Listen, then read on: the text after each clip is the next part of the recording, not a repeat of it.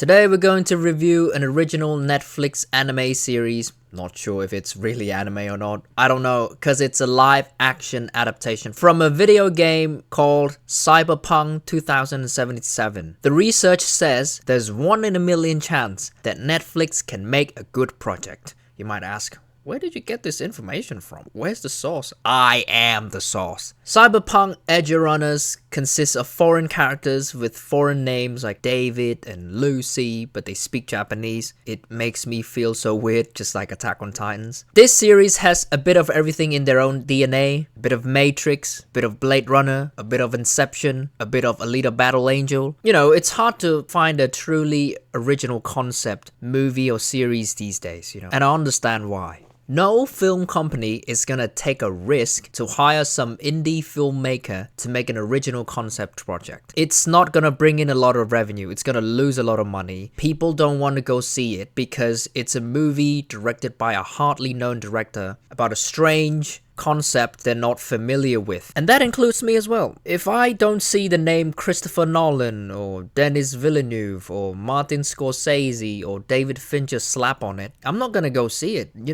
Money is hardly earned these days. You're not gonna waste it on some strange film that you're not sure it's gonna be good or not. So anyways, here's what Edgerunners is about. Cyberpunk Edgerunners tells a standalone 10-episode story about a street kid trying to survive in a technology and body modification obsessed city of the future. Having everything to lose, he chooses to stay alive by becoming an Edgerunner, a mercenary outlaw also known as a cyberpunk. First of all, I want to appreciate the animation. It is gorgeous. Each and every frame of that series is fucking fabulous. I can't believe how they pulled that off. Some frame is just so detailed and cleanly rendered. They make us feel like we're watching an anime, a video game, and a human movie at the same time. Each character is so unique that we can tell from a glimpse that those guys are from Edgerunners. One thing I have to warn you though, it is not for kids, it's not family friendly. Don't blame me if you bring your kids to sit down and binge it, just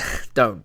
It's MA15, like you often see a nudity like a lot. Talking about animation, action scenes also play a crucial part in this anime. Just like I mentioned earlier, every time the action scene happens, it's like we're playing a video game. The way they showcase the unique set of abilities of each character is very amazing. For example, our main character has this unique power of quickness, but the way they animated it is just so incredible to watch. It's simple to our naked eyes, but it's wonderful to pull off. This series is also very violent. The action scenes are always large scale and there's blood everywhere. The storyline is similar to Alita Battle Angel in some kind of way, not like almost similar, but it just shares some identical plot devices. We got a complex storyline, dark and grounded world. It's about finding who we are, finding ourselves. I think that's the main point of the story here. I like how the story progresses. We can see the character development of the main character. Every other character is pretty much the same, but we just got to understand them more towards the end. The villain is really smart, and I think they make the character really good, that we don't actually guess the villain. And the villain, they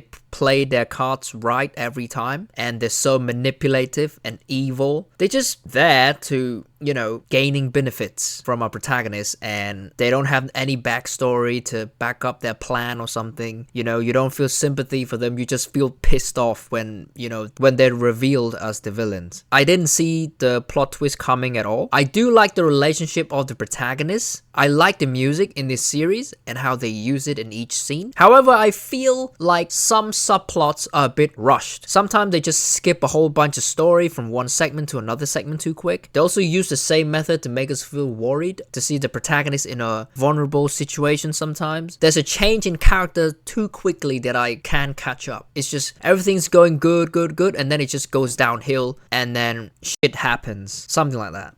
So I'm gonna go ahead and give Cyberpunk Edgerunners 9 out of 10. I really love the ending. I don't know if you could predict it or not. For me, I love how it ends, where you always don't get what you want. Like, it's not some typical average anime ending, but rather a compromised one, and I fucking love it. As I said, this one is a very rare occasion where Netflix actually pulled it off, and sometimes when they pull it off, oh boy, they pull it off. It's just so good. So that's it for this video. See you in the next one. Goodbye.